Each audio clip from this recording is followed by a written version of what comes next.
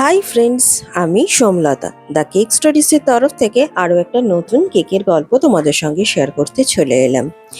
এখন একটু অন্যরকম টাইমেই কেকের গল্পগুলো শেয়ার করছি, কারণ আমি একটু আউট অফ স্টেশন আছি। তো তোমাদের সঙ্গে আজকে আবারও একটা নতুন থিমের গল্প শেয়ার করছি। তোমরা তো জানোই যে আমি চকলেট কেক কী করে বেক করি অ্যান্ড সেটাকে কিভাবে প্রসেস করি। তো এইগুলো কিন্তু প্রপারলি করা খুব দরকার, প্রত্যেকবারই আমার তোমাদের কমেন্টে খুব সুন্দর করে বলেছি। এবার আমি তোমাদেরকে সাজেস্ট করি যে তোমরা কি করে জিনিসটাকে, কোনটাকে সেমি ফন্ডেন্টের থিমে করবে, কোনটাকে স্টিকারের থিমে করবে, সেটা কোনটা বেস্ট হবে সেটা তোমরা কি করে ডিসাইড করবে। প্রথমত তো থাকে যে কাস্টমারের কি বাজেট থাকছে তার উপরে ডিপেন্ড করছে।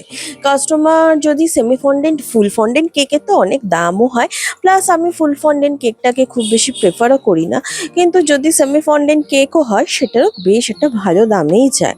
তো সেক্ষেত্রে হয় যে বাজেটের যদি কোনো প্রবলেম না থাকে তাহলে কিন্তু আমি অবভিয়াসলি সেমি ফন্ডেন্টের দিকে যাই, কিন্তু যদি বাজেটের ব্যাপার থাকে তাহলে তো অবভিয়াসলি স্টিকার থিমের ওপরেই যাই।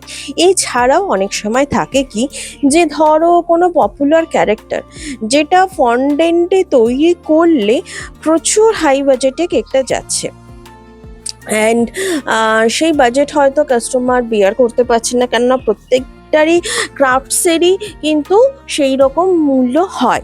সেই মূল্য যদি না হয়, মানে ধরো একটা ফন্ডেন্টে একটা পপুলার ফিগার তুমি বানাচ্ছ, সেই ফিগারটা প্রথমত তার মতোই দেখতে হবে।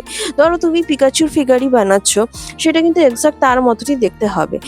সেইটাকে এক্সাক্ট তার মতো দেখতে করতে গেলে অবভিয়াসলি সেটা সেরকম চার্জেস হবে। তো সেই চার্জেসটা অনেক সময় ফুলফিল হয় না। আবার অনেক সময় হয় কি বলো তো, যে আমরা হয়তো নেক্সট টু দ্য পারফেক্ট না আনতে পারলেও একটা ধারে কাছে নিয়ে গেল, অনেক সময় সেটা হয়ে যায় কি, দেখতে খুব একটা ভালো হয় না। এক একজনের চোখ এক এক রকম হয়, তো তো সেই হিসাবে তোমার কাছে পারফেক্ট মনে হচ্ছে, কিন্তু তুমি যাদেরকে ডেলিভারি দিচ্ছ তাদের কাছে পারফেক্ট নাও মনে হতে পারে। তো সেই জন্য বেস্ট অপশন সেই ক্ষেত্রে স্টিকারে চলে যাওয়া। তো আমার মতে স্টিকার থিম তখনই করবে যখন বাজেটেরও ব্যাপার থাকবে, ইভেন আর সাথে সাথে সেটার পারফেকশনেরও ব্যাপার থাকবে।